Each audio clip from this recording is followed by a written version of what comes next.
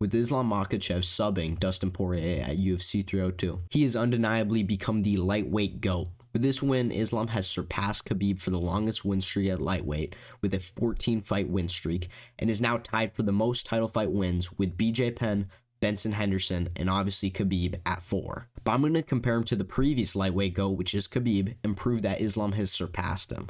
Khabib has a perfect record being 29-0 in MMA and 13-0 in the UFC, while Islam has a record of 26-1 in MMA and 16-1 in the UFC. But the reason why I think Islam is clearly past Khabib on the GOAT list is his resume is miles better. To start, let's look at some of Khabib's best wins. At UFC 205, Khabib was able to submit Michael Johnson after completely dominating him on the ground. Khabib was seriously taking this guy down at will and doing whatever the fuck he wanted to him. In his next fight at UFC 219, he would dominate Edson Barboza, securing 2 10-8 rounds and winning a 30-24 decision. Made a dangerous guy like Edson look absolutely clueless on the ground, and winning a 30-25 decision, pure domination.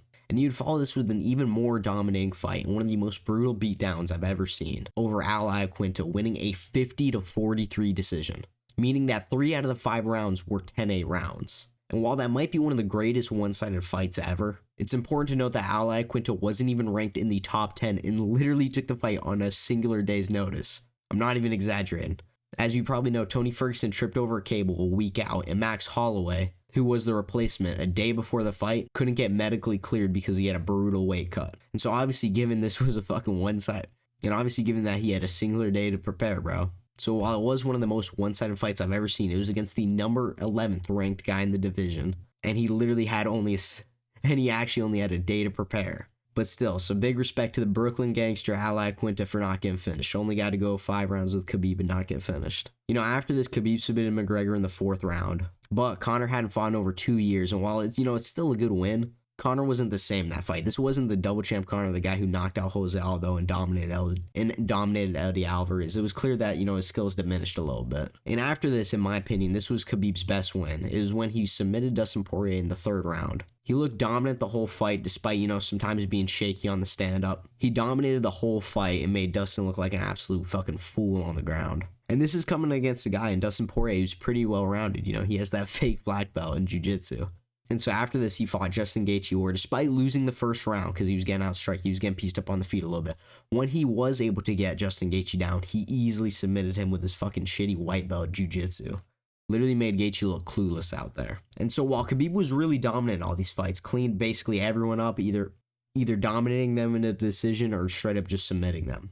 But you'll realize that when we compare this to Islam, the level of competition is just very underwhelming. Islam's best wins start with both Dan Hooker and Bobby Green, who he respectively KO'd and submitted in the 1st round. In the 1st round in both of those fights, showing he was absolutely levels above them. He needed a champ fight ASAP, which he got when he fought the 3rd best lightweight of all time in Charles Oliveira.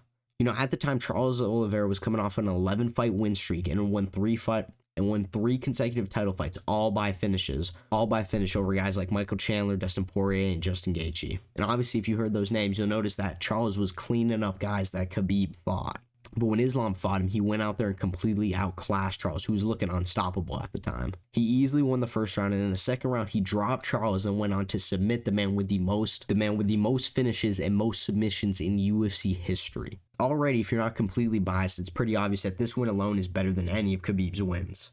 But after that, he fights Alexander Volkanovski, who is the greatest featherweight of all time and is in almost everyone's top 10s and a lot of people's top. But after that, he fights Alexander Volkanovski, the greatest featherweight of all time, in almost everyone's top 10 and a lot of people's top 5s of all time. And let me just say this now because I know people are going to fucking say this already. Well, Islam only defends against featherweights. This guy couldn't even fucking fight a lightweight. Fight someone in your division. If you're not retarded, it should be clear that beating Volkanovski is significantly more impressive than beating some lightweight like Dustin Poirier. I mean, look at what Islam did to 2 of the best lightweights ever, in Charles Oliveira and Dustin Poirier. And then look at the fight that Volkanovski gave him. And just because it's a featherweight fighting a lightweight doesn't make it any less impressive.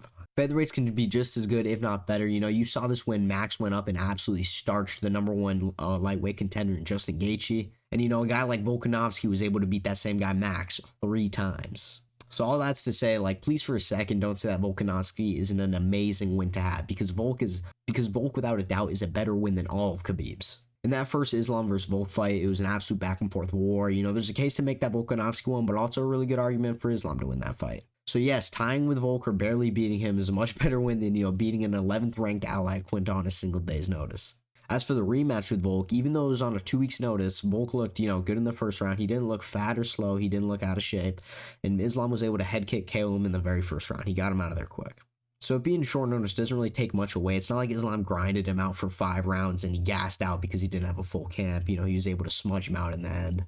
No, Islam got him out there quick and he did it by KO. And as for what happened at 302, Islam convincingly beat Dustin. Absolutely showed him levels and got him out of there. And this win's even more impressive because Islam was fighting a staph infection and he's on antibiotics. And if you know anything about antibiotics, they limit your strength, your gas tank, and they just fuck you up overall. I'm actually on antibiotics right now because I'm sure you can tell by my voice that I'm sick. And I can tell you when I went to the gym today, I was slow and I was weak and it was horrible.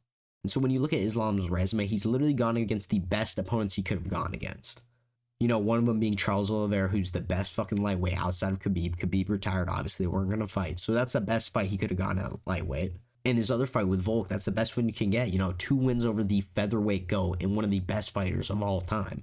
He went against those guys and showed that he was the #1 pound-for-pound fighter for a reason. So after seeing that insane discrepancy in competition, in my opinion, it's ridiculous to think that Khabib's better because of one loss in Islam's second fight in the UFC. And as a matter of fact, Khabib's second fight in the UFC, there's definitely an argument to make that he lost because that was to Gleison Tibau. So Khabib fans, I'd be careful throwing around that 1L because that shit might just get brought up again. So to me, it's pretty obvious that Islam has surpassed Khabib, and it boggles my mind how almost 75% of people thinks he needs to do more after this win over Dustin. It really makes no sense. Like, after watching this video, I hope you come to the realization that Islam surpassed Khabib. And, you know, I'm guessing that someone else is going to make a video on this. And before you say I'm copying any big MMA creator, this was posted less than an hour after Islam's win. So please stop with all that bullshit about me. All you guys, you know, you copy Lucas Tracy, you copy this. Please stop with that in the comments. This shit's getting on my nerves. Besides that, thank you so much. It's Sean Does MMA. And as always, thank you all for watching. And y'all are the best. See you later.